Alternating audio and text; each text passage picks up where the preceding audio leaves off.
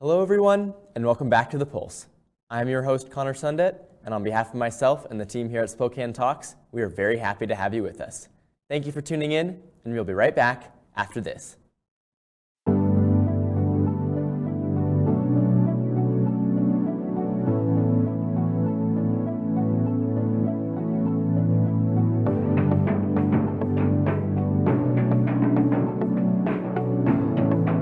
The world has changed a lot in 50 years, and Kimley Haygood has changed with it. We still provide our customers with the highest level of service, whether it's financing, construction management, property management and maintenance, leasing, or sales. Our team is here to help you make the best decisions with your real estate.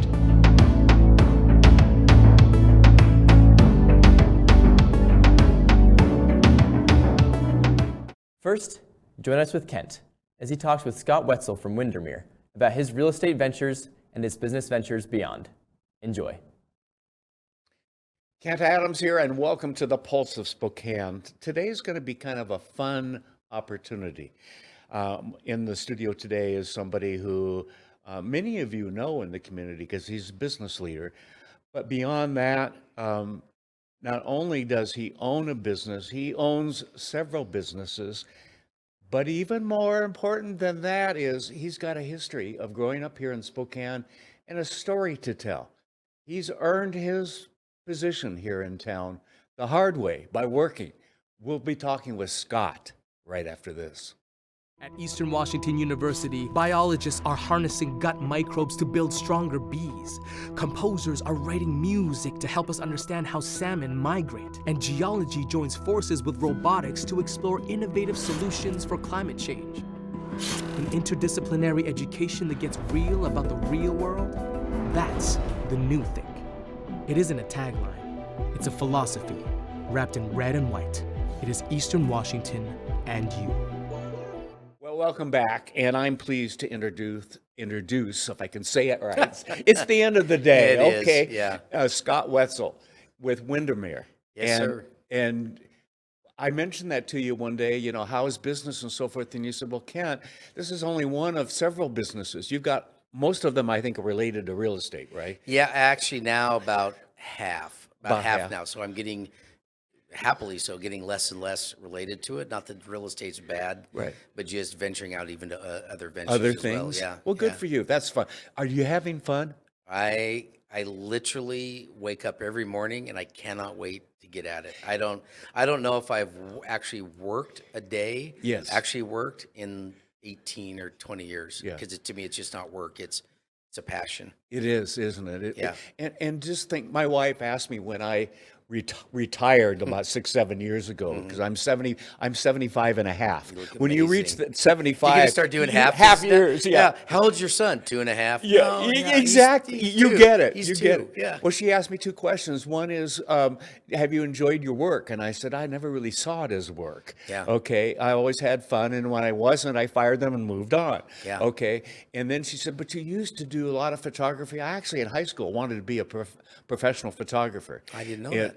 And it was down in Southern California, and a professional photographer was working with us in our yearbook, and I got to know him quite well. And it was like, well, when you graduate and stuff, and so on and so forth. And he would shoot top CEOs down there, Yeah. and the stars. Oh, I mean, yeah. so he had a good business. In fact, he still has he doesn't own the business anymore, but he sold it. But that's what I wanted to do. And so my wife said, I know you love photography and so forth, but you really don't have a hobby anymore. And I said, well, it's the same answer to the first question.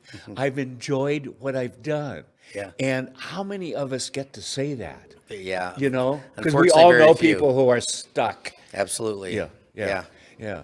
So tell me now, you're successful in Windermere. You're successful in the other businesses. Obviously, you're having fun. Having a blast. We've established that. But you worked up to get there the hard way with a situation going on. In fact, you grew up in where I live, in the Wilson School District, Absolutely. Neighborhood, Yep. and all that, which is right middle class and Yep. and all of that. But you mentioned to me one day, Kent, I was as poor as you could be. Yeah. I like to call it. So I had one defining moment in my life that I don't even know if I realized then, and I do now when I look back, is that there was a period of time in my 6th grade year at Wilson. My parents had separated, and so we went on assistance, basically. Yes. And one of those ways of assistance was free lunches. Yes. And so we qualified for the free lunches. Sure. Now, back then, there was no such thing as politically correct. Right. And so they used to hand out lunch tickets like the raffle tickets. Yes. And everybody had a red raffle ticket, and you got so many of those during the month, and you just gave them to the lunch lady, and you got your lunch.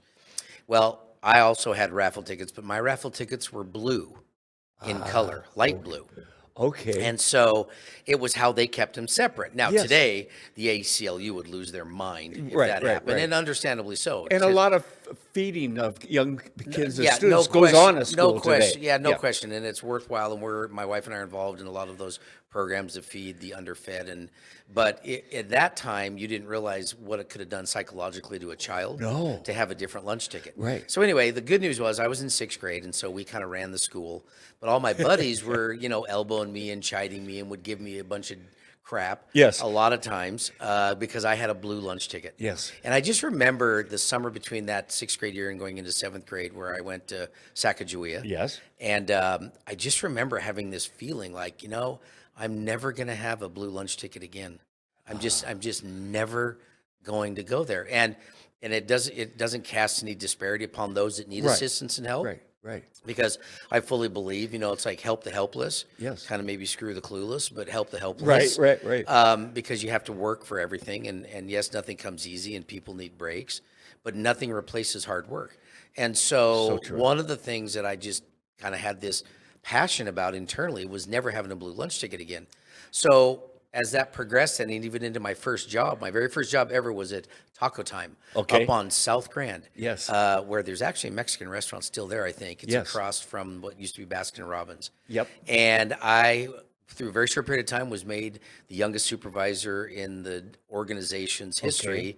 I was 16 and a supervisor. Wow. And then I went on to do that same type of work in food and beverage. And I worked remember In at the Park? Yes. I bussed tables and very quickly worked my way up to being what would be a maitre d'.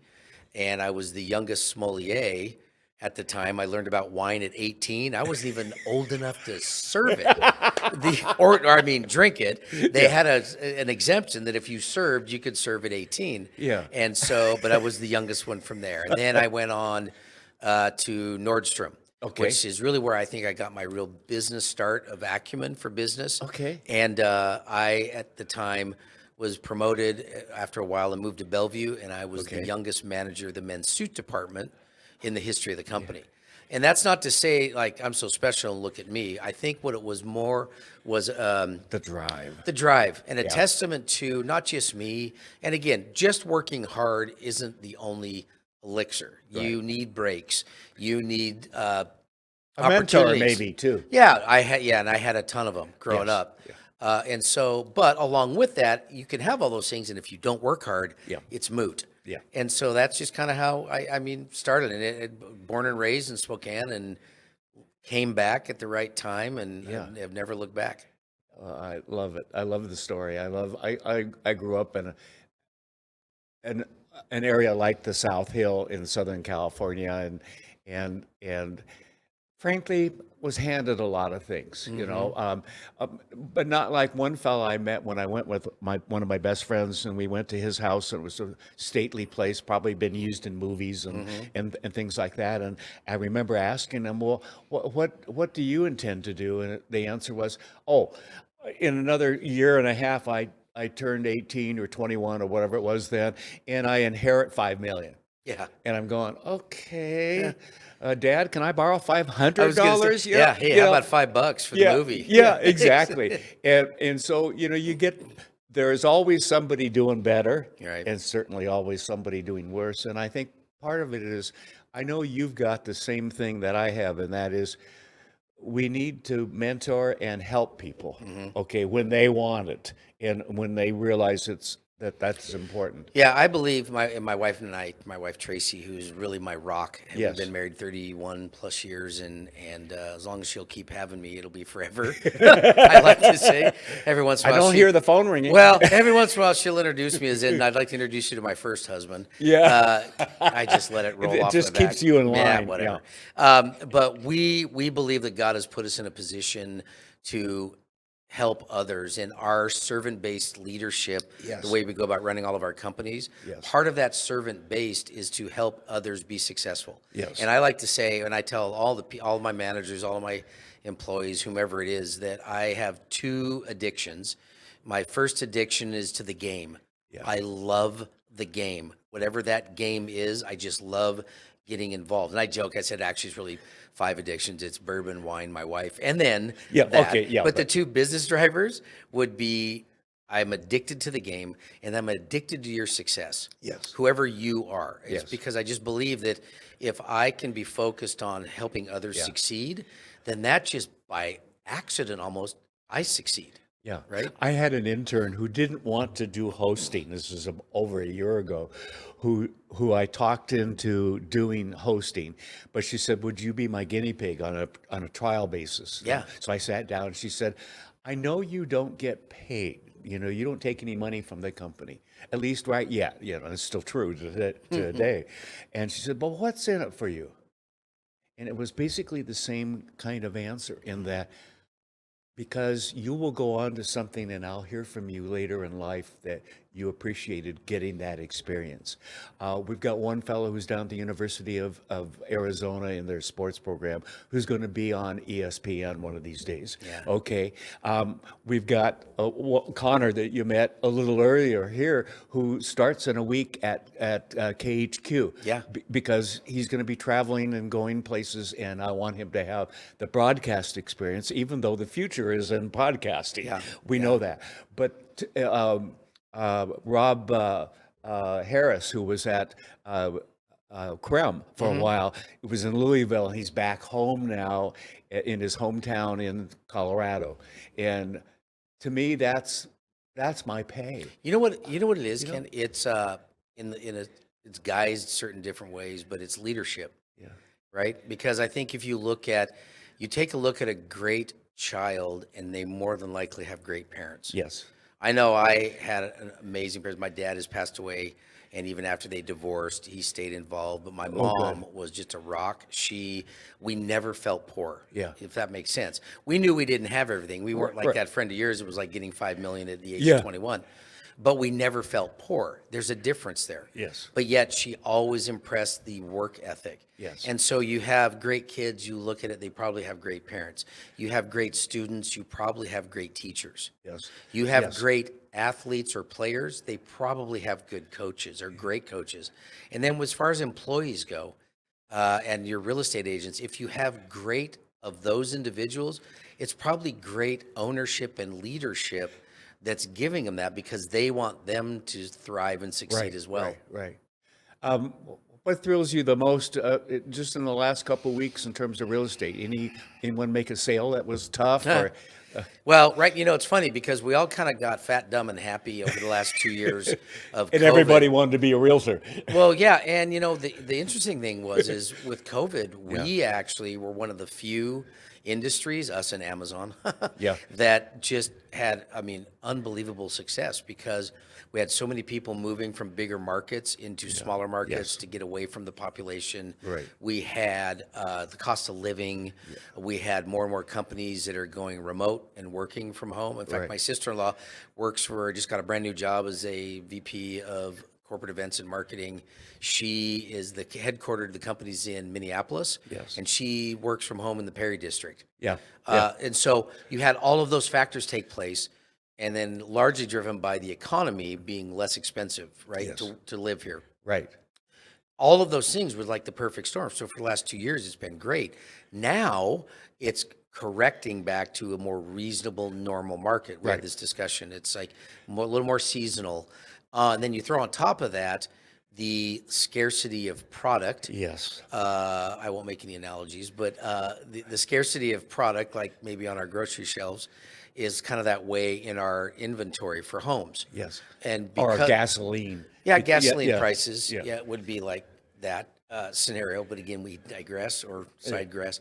But the point of all of that is we're starting to see it soften a little bit in a good way. That's not a bad thing. Okay. And it's going to what I believe takes place. It separates, the cream from the milk. Yes. So those of us, like for instance at Windermere, we always say we're the Nordstrom and Starbucks of real estate. Okay. And so we apply that type of service to our clients. Right.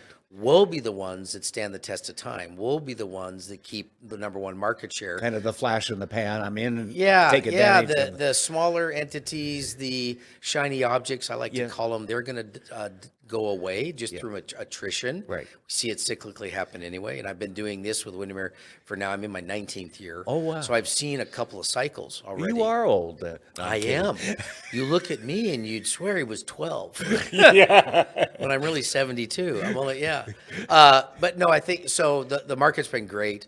It's going to continue to do great for those that are servant-based and building their connection points. It'll be fine for them. And you can even see that on Facebook with some of the postings from folks who are, I'm in real estate now and all this and that, and they're putting out, in some ways, what I call junk information, what we already know or don't know. Yeah, a couple years ago, you could swing a rope and hit 10 people that wanted to buy or sell real estate because it just, that was the environment, that was the market. Not so much anymore. You swing that same rope and you maybe hit one or two. Yeah. And then of those one or two, you still have to find a product to sell or buy for them. So it's okay. It's in the weirdest of ways, I kind of prayed for a bit of a correction. Yeah, and as you said, it happens every few years anyway, the market up and down, maybe not as volatile as we've seen it now in the last couple of years. And part of that is, are our elected folks who put certain requirements on, like condos and whether you can have gas or only electricity and some things like that raise the costs. Well, we should just all go to electric cars and wait. Oh, that's right. They need gas generators to generate the electricity. I took a ride with someone from Wendell, and I wanted to go in a Mustang because I love Mustangs. Yeah. I used to have a couple of 65 Mustangs, and so we get in the car and everything else, and he said, now it's ready, you put it in gear and you step on the gas. And I looked at him like, yeah, I know what I said, but we all say it, Exactly. Well, he's not going to teach a 75-year-old that you don't call it. You don't put it in gear and step on the electricity. Yeah. You still step on the gas. Yeah. And all of those things. I think what I'm prayerful for is we're going to start seeing more and more of an environment, not just geopolitically, but just in general with our local markets, things swinging back maybe to a little bit more of a little more common sense, a little more centrist, or I like to call it a pragmatic world. Yeah. We've kind of lost a lot of pragmatism as of late. I've seen, and I guess whether I like it or not, one of the benefits of being older, I joke, is like I love that farmer's insurance commercial. It's like, right, so we know a thing or two because we've seen a thing or two. Yes. And I guess now at 55, almost 56, I can say, oh, you're just a child. Well, I guess in the grand scheme of things, sure, right. Yeah. But I'm blessed now to be able to say I know a thing or two because I've seen a thing or two. Yeah. And to watch a lot of these things taking place, it will pendulum back to being a more pragmatic scenario. And that's for all things, the economy as well as the political I think you're right. environment. Now, you've got 3 boys. I do. And all of them are very successful. They are. They have all their mother to thank for that. Nothing of their pops. I set you up for that right You totally now. I'm did, kidding. yeah. Tell me about them. They, outside of marrying my wife, Yes. The 3 greatest days of my life were the birth of each of those 3. Yeah. And Have you had grandchildren yet? Nope, not yet. I'm not that old. That will replace the greatest days. Day. Well, okay, I look forward to it, just not right yet. But we were just blessed. My wife decided, I say we decided, but large part Tracy decided. She was headed off to law school. She was a paralegal in a very large Weyerhaeuser subsidiary in Seattle, and she was headed to law school at the University of Washington, and we got pregnant with Andy. Okay. Actually, she got pregnant. I was just there for the fun part. Yeah. And we made the decision collectively, but really she was the strongest in the decision that she wasn't going to go to law school and go back to work, because work was willing to pay for her law school, because she felt at the time, and we never have looked back, that the next air quotes 10 years were the most important years of the life. So let's just have kids. And she decided to have the hardest job in the world, which is a stay-at-home mom. No kidding. So we took that route, and it's been amazing. Our 3 boys, we just knock on wood and we thank the good Lord. We have our oldest son, Andy, is now. But he turned out to be the attorney. He's the attorney. Yeah. He played high school football, quarterback, and he played in college. And then he took that athletic kind of drive and focused in on law school. Yes. And so he's now an attorney here in town with a He's local been doing a good firm. job of training Ryan. Yes. Yeah. Yeah. It's awesome to see that cultivation of that relationship between the two of them, for Ryan McNeese going from being a mentor, and when Andy was just an legal intern, to now Andy's one of the top billing attorneys in the firm, and they work cases together. Yes. And just love the McNeese Wheeler family. I Ryan think and that's Becky great. are Good awesome. Good people. Yeah, so he's doing that, and then our middle son kind of took the same route. He did sports, all varsity sports and football and basketball, excuse me, and then he headed off to Whitworth and Go Bucks, Connor, right? Go Bucks. He headed off to Whitworth and played football at Whitworth. Okay. And then went into the business department. Was awarded the George Weber Achievement Award, which is the highest ranking business student. Yeah, and then went into the business world, and he started at Gallagher, and he's now since moved out of the insurance business, and he's now a vice president and commercial banker at Umpqua Bank, and he's thriving and doing great. He bought his first house earlier this summer. And then our youngest, which really is our genius, we joke, and all the 2 older boys would deny it. He was not our athlete. He didn't want it, but he used his scholastics to be his athleticism. Okay. And so he finished high school in 2 years. And then continued to, and so he was valedictorian, and then continued on to got his AA. And then he got 2 degrees, 2 pre-med type degrees at WSU. Oh my gosh. In 3 years total for 2. And now he's just biding his time to go into PA school. So he's going to go be a PA. So like I was saying earlier, it's like, hopefully we'll have things, my wife and I will have things set. We'll have an attorney to keep us out of legal trouble. Yeah. And we'll have a businessman to keep us in our business, and we'll have a doctor to cure all of our ails. Okay. Yeah. So and they start coming as you get into your 60s and 70s. I can assure you. They're already here. But no, but I'll tell you again, it goes back to, and it has, I used to think, I used to be kind of predisposed to thinking, well, it's a 2-parent family, right? Yeah.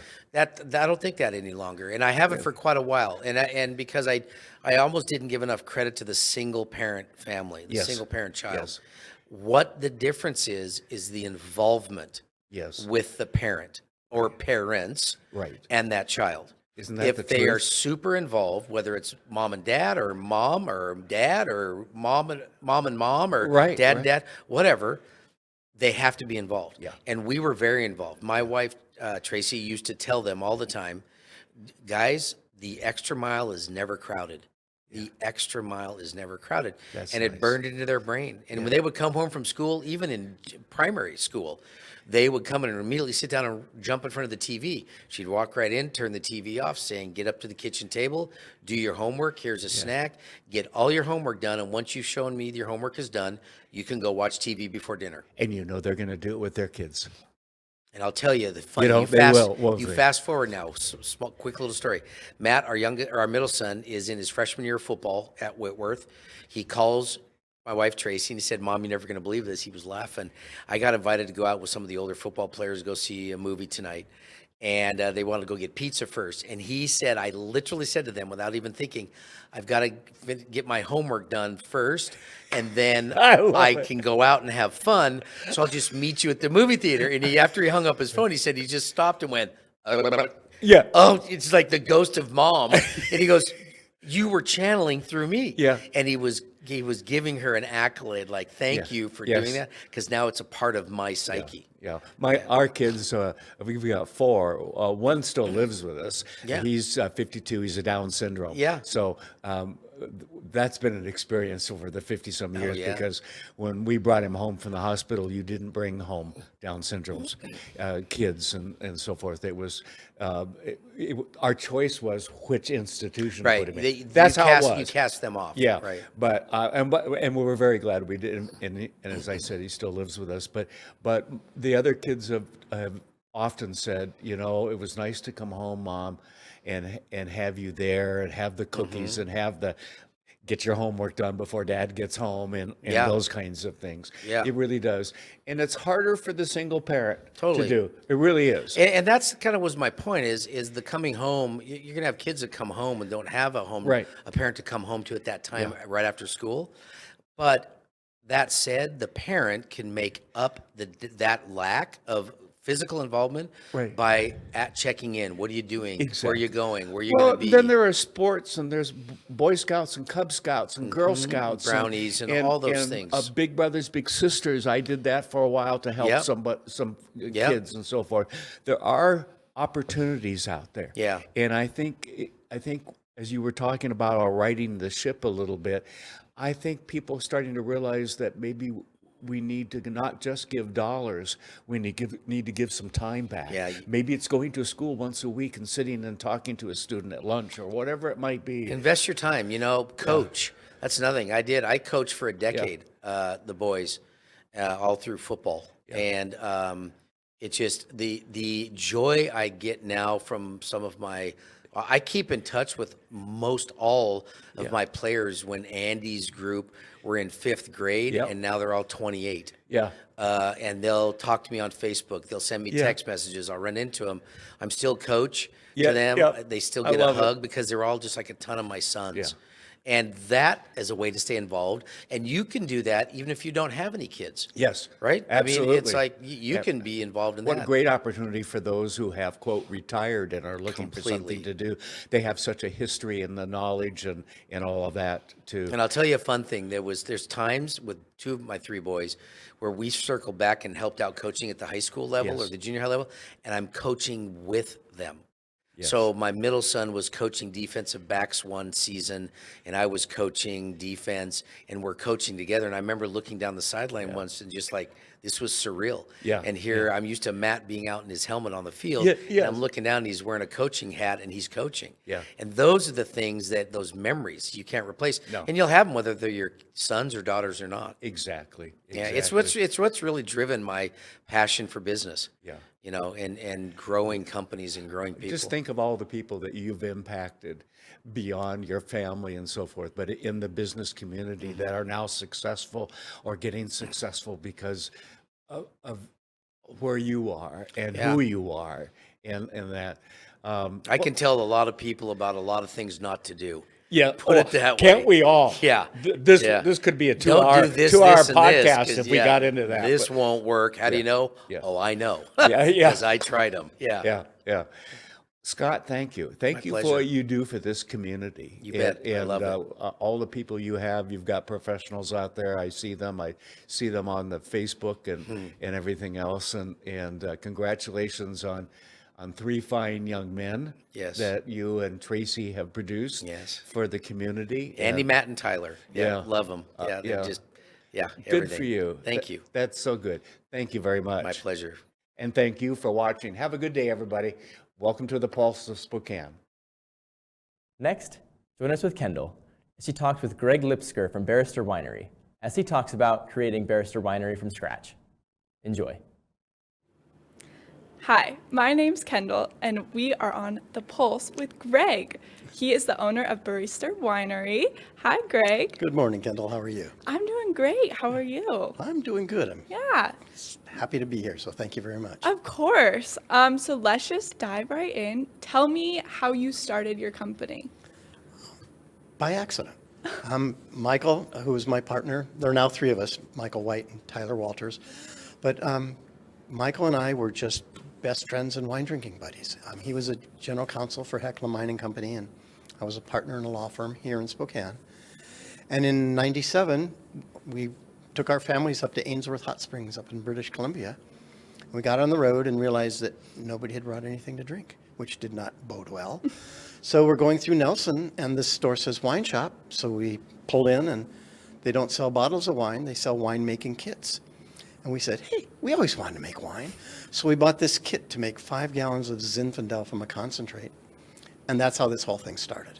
I mean, if I would have brought a bottle of gin and some tonic, our lives would be completely different. Right, So, and Spokane would not have had this amazing winery. So how do you make all this wine? Like, we're in the middle of no vineyards, so tell me how you get your grapes and all that. So there are not many vineyards in the Spokane area. So we buy from 10 different vineyards from Walla Walla across to Vantage.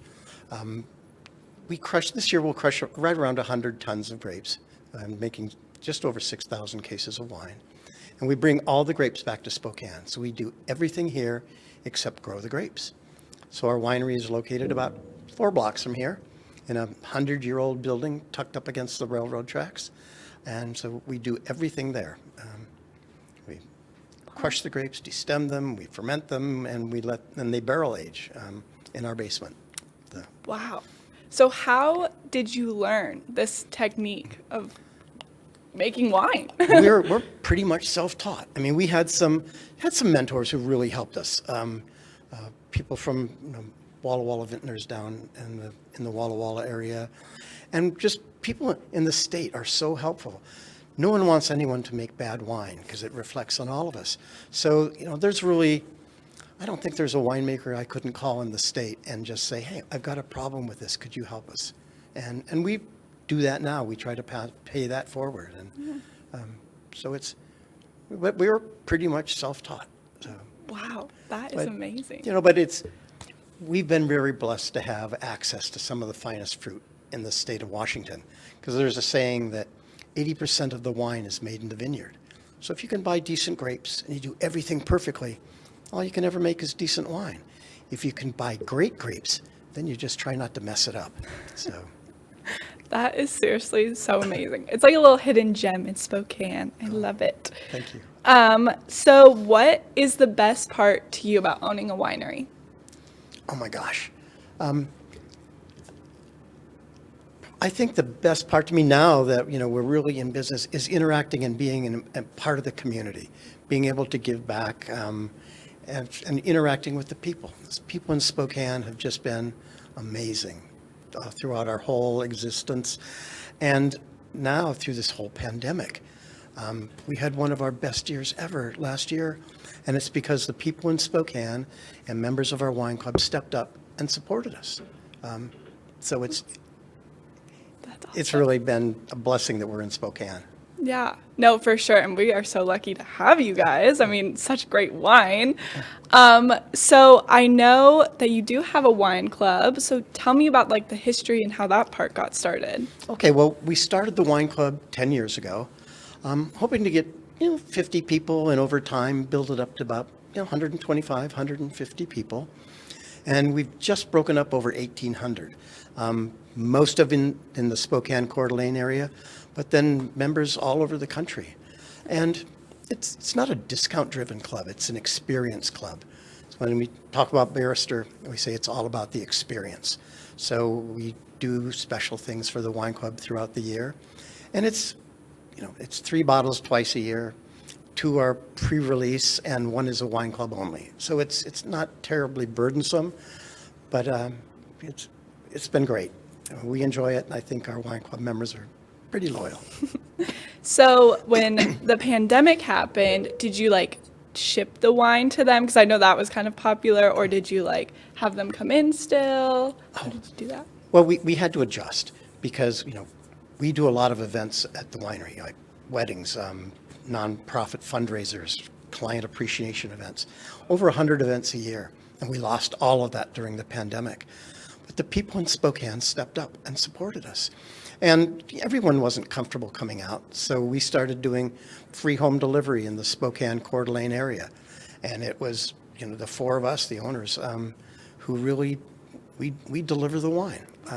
So it's our chance to give back in that little way. I love that, especially since it's you delivering the wine with the others. That's amazing. So I also know you do a lot with local artists, whether it's bands or even just artists. So tell me a bit about that. Okay, well, on the band side, we have music. We try to have music every Wednesday and Friday, unless we have a private event. But on the other side, the event side is no.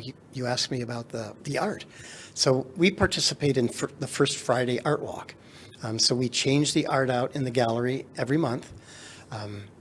Pre-pandemic, on First Friday, we would have seating for 200 people, and it would be standing room only.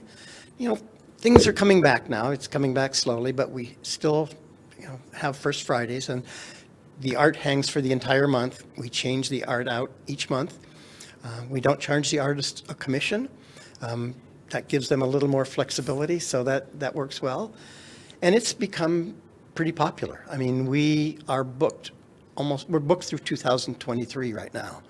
So the artists, it's become a place that the artists really like to participate in and show their works. Yeah. No, that's amazing, because then you also get to support a local business, but then also local artists. That's so cool and such a great thing.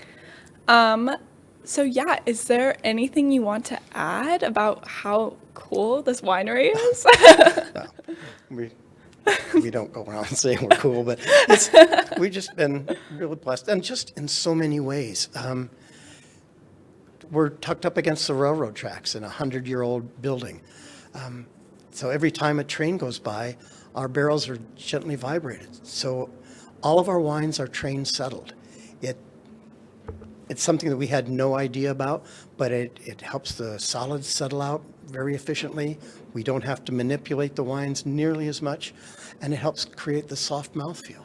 It's, again, something that we've just been blessed with that we had no idea when we moved into that building.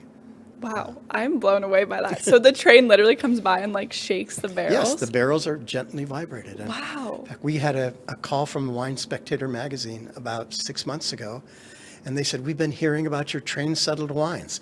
And so they did an online article about the winery and the trains and our train-settled wines. Wow, and that, it was just by chance too as well. Oh, absolutely. We had no idea when we moved in. So. Wow, it's just how it started, and then how your winery started, and then now you get this train-settled wine, and it's taking off. That's super we just cool. kind of pinch ourselves sometimes, shake our heads and say, how did this happen? So, that's awesome. But it's happened, really, the community has been so supportive. Yeah. So tell us about your logo and how you got the name of your winery. My partner, Michael White, we founded the winery. We were both attorneys in our other life. Michael was general counsel for Heckler Mining Company, and I was a partner in a law firm here in town. We were trying to come up with a name, and then we said, hey, let's use Barrister. It's a British term for an attorney. So we're Barrister Winery, owned by a couple attorneys, and our logo is the scales of justice with grape clusters. So it's just kind of fun, and sometimes it helps us market our wines to the legal community. So that's worked out well. Yeah.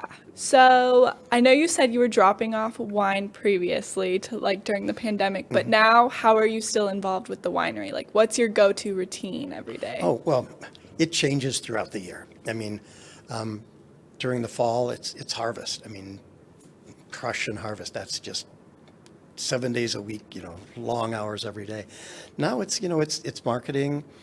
We do a lot of events at the winery. They're starting to pick up. We do a lot of weddings.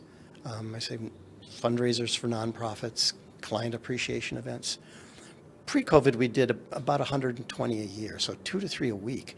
Now it's picking up. A lot of people kind of had to postpone their weddings, and now they're saying, hey, let's go get married. Or they got married and they're saying, hey, let's have our reception now. Yeah. So things are picking back up. Yeah, so about the weddings, how many people can you fit in the venue? Curious. Well, in our garden outside, we have an urban garden. We can do about 120. Inside, we can do about 200. Wow. And still have room for the dance floor. So, Gotta have dancing. Yes. That's very important. Yeah.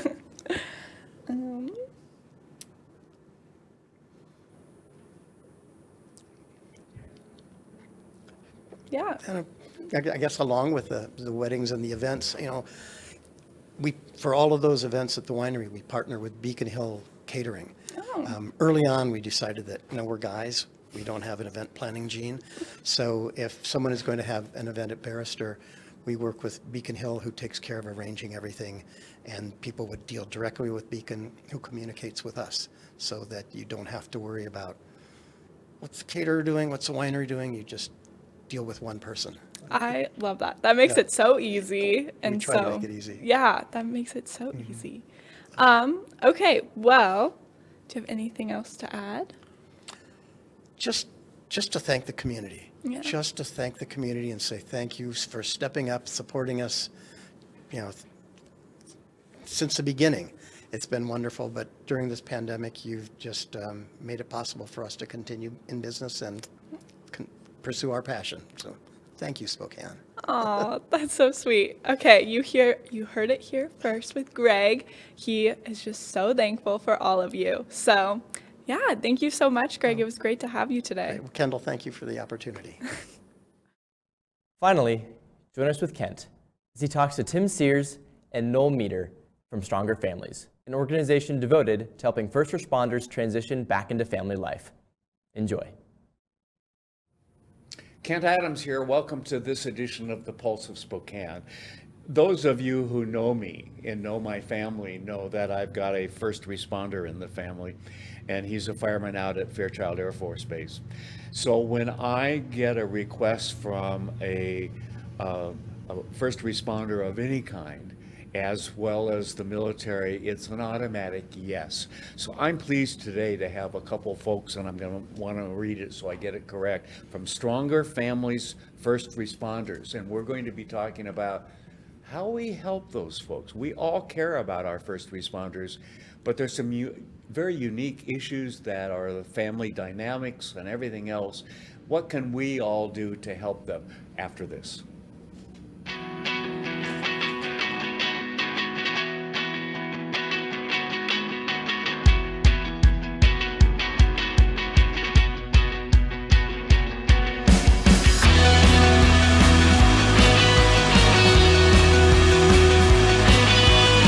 Hello, I'm Parker with Hope Neighborhood Coffee Roasters.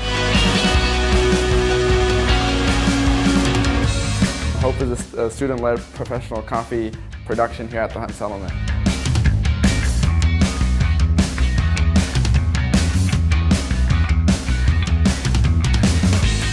To promote cultural awareness through country of origin studies with coffee farmers worldwide. And third, provide a sustainable funding for the Hunt Settlement education program.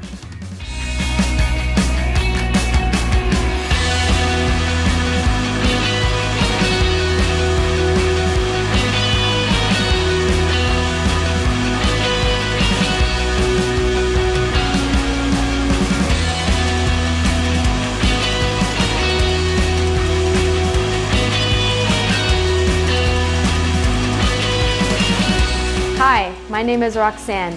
Please join us to nurture and educate Hutton youth by becoming a monthly coffee subscriber. You can visit us by going to www.huttonsettlement.org and click on the About Us page. Thank you.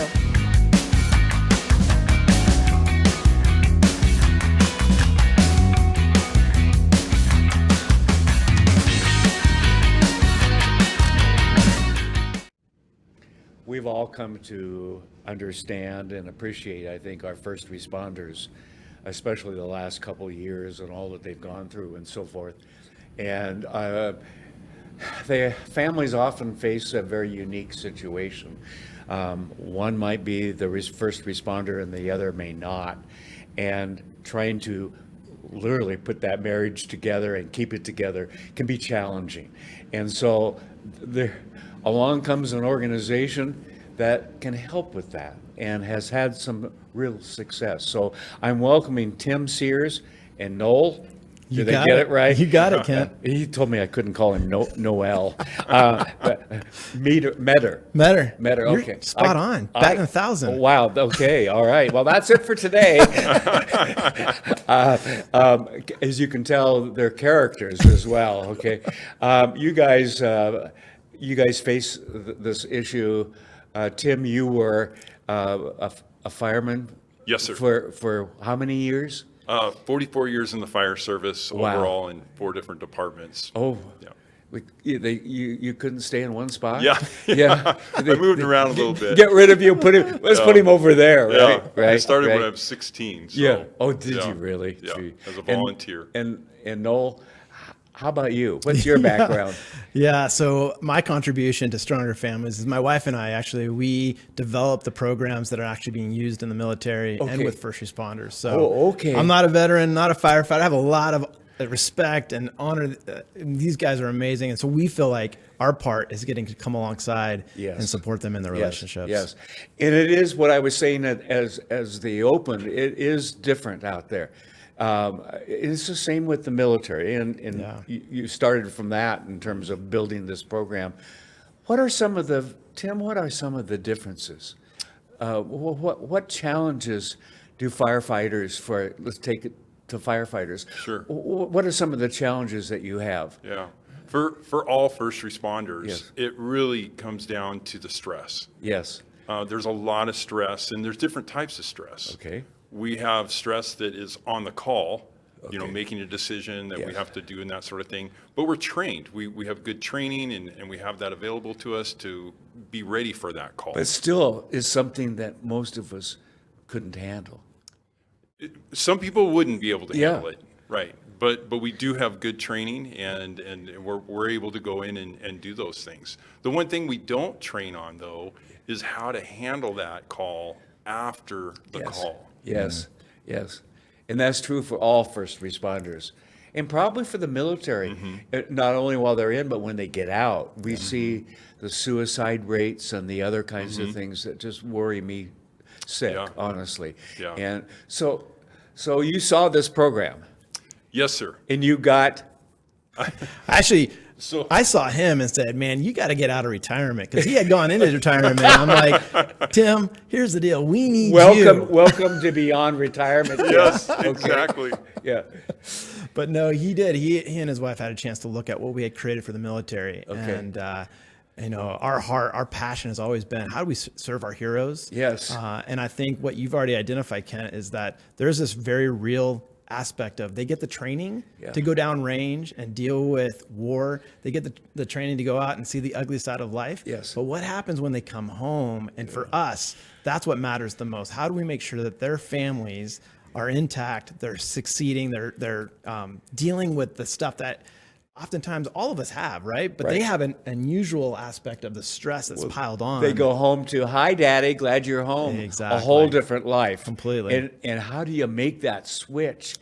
Because your kids and your spouse expect you to be on their time and on their level. Okay? And that makes... transition phase. Yes, yes.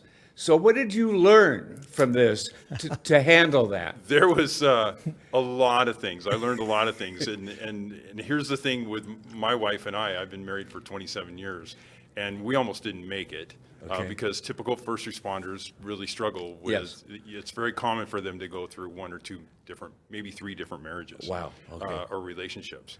And we really struggled, and so we read books, and we got involved in different things. We went to different retreats, and we didn't know anything about Stronger Families at that time. Right. But now that I'm retired and I saw the material, we both were like, oh my gosh, we wish we would have had this when we were starting out with our relationship. Yes. And that's why I decided to come out of retirement and get this out to all first responders. So, Noel, what do you have him doing? Yeah, so I think we have an aggressive 5-year plan to reach 5% of all first responders in America. Yes. And so in America. In America. We're not, right now we're in Spokane. We got some exciting things that are coming up tomorrow and the next couple of months here. Yes. But we just have a passion. We see the need and we would want to respond to it. So Tim's on the front lines of helping us connect with departments, create the connections with the agencies that ultimately would say yes to, man, we need more wellness training. We need retreats for our couples. Yes. We have 2 swim lanes.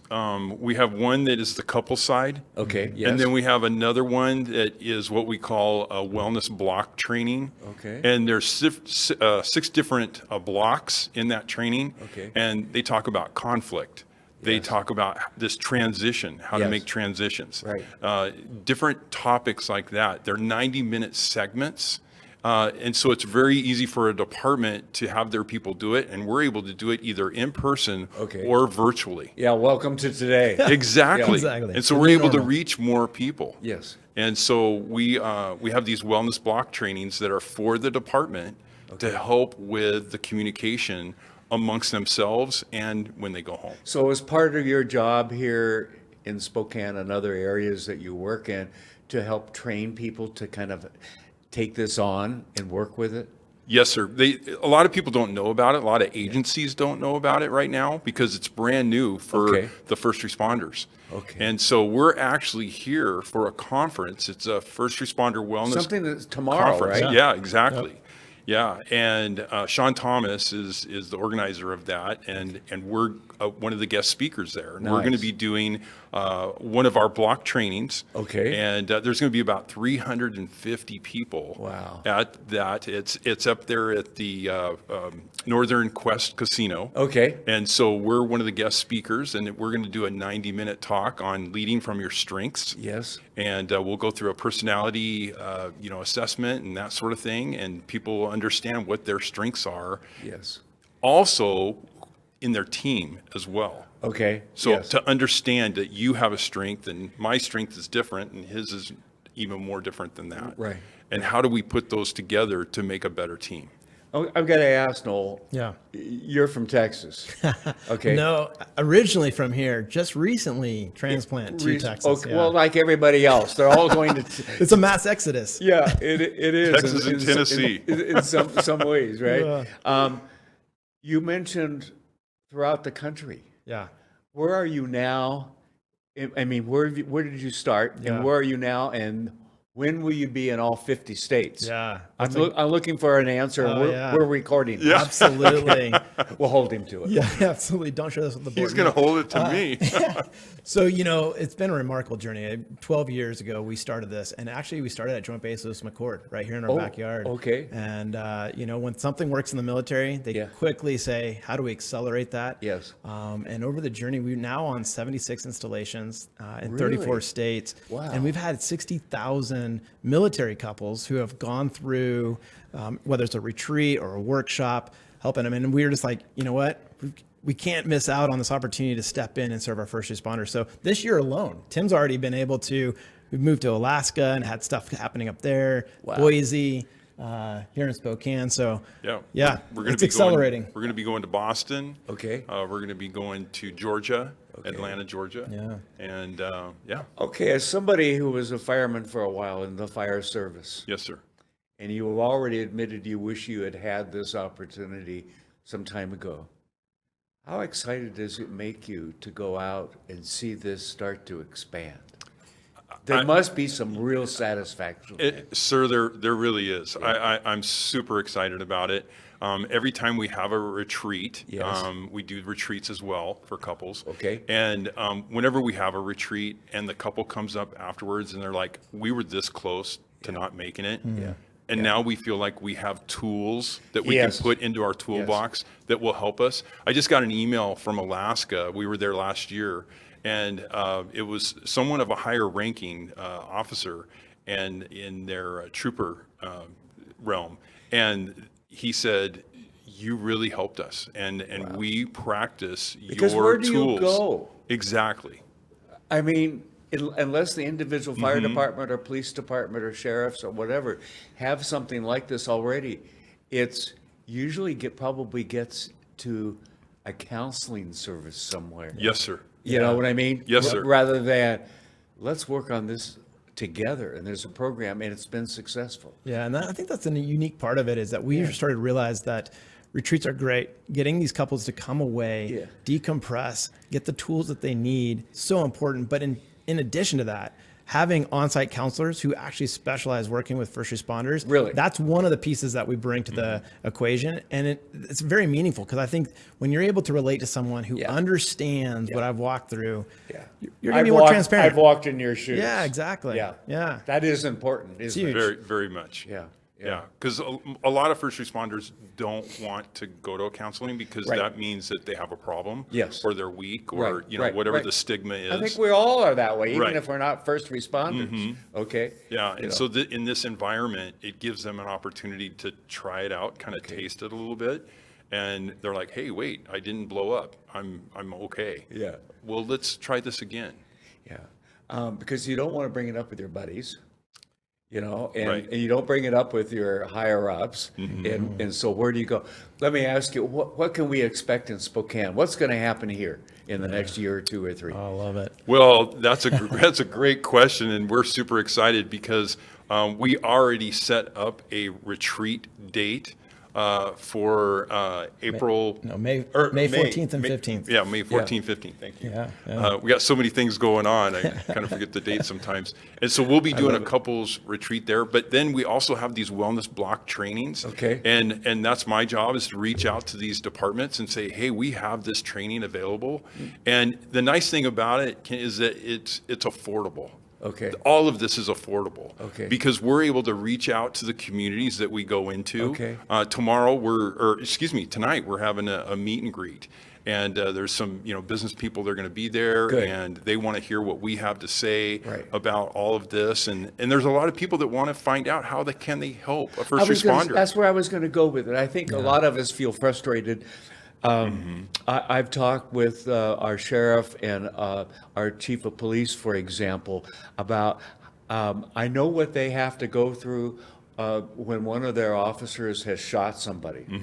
Okay, the police chief and the sheriff can only say certain things to their employees, and yet that person is hurting. Okay, they just shot somebody. Yep. Probably justified, but they've shot somebody, and maybe they're dead even. I mean, Sure. and all of that. And how do we begin to say to that person or those people that are on the line, it's okay, we back you, we support you. Accidents happen, and sometimes the bad guy's got to get shot to save other people and so forth. But the trauma that you go through, I can only begin to imagine. I couldn't handle it, but your people do every day. Yeah, absolutely. It's great that you mentioned that, because a lot of the departments have peer support programs. Yes. And so they're able to, communicate with each other that way, and the wellness committees and things like that. Right. So we try to support them with these tools to help them communicate better. Good. With each other. Now you mentioned, was this a 6-part or 12-part? I can't remember the numbers. Right now we have for the wellness block training. Wellness block training is 6 right now. 6, okay. Yeah. All right, I knew it was either 6 or 12. Yeah. Okay, now you have to do 12. There'll be more in the future. Yeah. Well, I just committed you to it. No. But are those like 6 different nights over the course of a period of time, or how does that work? Yeah, it really has been designed with the flexibility of the department to say, here's how we want to set up. We have some departments that said, what their shifts are, everything else. Yeah, like let's do 6 over the year, right? And so they're scheduling them out over an entire year. Others are like, let's knock them out in a weekend and let's just, you know what I mean? So it really depends on how they want to do it. But I think for us, we've found the value of having something that's repeatable. Yes. The idea of coming and doing a weekend retreat and then leaving, we think that's a flawed model, because ultimately you're not creating sustainability locally for them to have you the got to take it with you. Yeah. So for us, it's really important that the agencies that we work with, they get trained in this so they can continue to offer this once I'm back in Texas. So are you talking to police departments, fire departments, and others? How are you getting the word out over the next few Correctional months? officers also. Correctional, I forget about them. Oh, yeah, don't forget about them. Their stress is a whole different. Yes, sir. Yes. Yeah. And dispatchers, they have a lot of stress as well. Oh, my gosh, yes. I mean, because they don't really always find out what the end results are. Yeah, they're getting the panic call. Exactly. Yeah. Yeah, so the way we get the word out, it really is word of mouth. Part of what we're doing tomorrow, we're speaking on the stage. 350 first responders are going to be there from all parts of the state. Okay. Yeah. They're going to learn about what we're doing. And then, like Tim said, our model's unique in the sense that we're a nonprofit. So we have supporters who are, hey, there's certain departments, they don't have the funds, they're going to cover that for them. Yes, You know, yes, and so yes. we're able to really accelerate this because of the generosity of others. I think you'll see that in Spokane because we care about our people here. We really do. We really, you know, yes, we're a metropolitan area and all of that, but we are a town. Yeah. Okay. My son went to Whitworth. Oh. He played basketball there Okay. at Whitworth, and so we were in Spokane for 4 Oh, years. sure. Well, And- Connor over there working the board just graduated from Whitworth. Oh, go Bucks! Yes, Go yes, Bucks! yes. So this has kind of been Whitworth week in a way. So That's awesome. Good. What have I left out? What do the people need to know? How can they get in touch with you? Yeah, it's strongerfamilies.com. Okay. You know, You're on the web. we're on the web, Facebook. Facebook, Instagram, yeah, all those LinkedIn. LinkedIn. I just discovered LinkedIn. Okay. I'm learning. Oh, I'm He's sorry. running hot. He's I'm running sorry hot on for this. you. They already blocked me. Yeah. Yeah. But yeah, no, I think, you know, strongerfamilies.com/first responder. Okay. If you go to our website, there's a lot of ways for us to connect with you. Yes. But And you can email me directly if you want to. Okay. Okay. It's tim.sears Okay. at strongerfamilies.com. Okay. All right. .org. Or .org. I'm sorry. Yes, Yep. I know. .org. I know. Sorry. All these. There's so many of the end things. These Right. edu. Yes. And, you know. Yeah. I've given up. You know. Anyway, thank you for what you're both doing. Okay. Thanks for having us on. This Thank you is for letting us important. come, Ken. Thank You're going to save lives. As others are saving lives out there. So, and I would encourage our audience, get in touch with these people. If you got a few bucks, you might throw it into the kitty because as a father of a fireman, I know what they go through, okay? And there are other, not just firemen, but police and our sheriff's department and corrections and so forth that face the kinds of jobs that some of us have no idea really what they're like and what you have to go through. So thank you, Tim, and thank you, Noel. Did I get it right? You got it, man. All You right. did. I think I got through the program okay. I Absolutely. didn't call you Noel but once when I meant to. Hey, I still respond to it, so we're good. We're good. It was Thank you. good. Thank you very much, guys, and keep you. up you. the good work. Thank and you so thanks for much. watching. See you next time on The Pulse. Well, ladies and gentlemen, that's all from us. Tune in each Friday for more of The Pulse.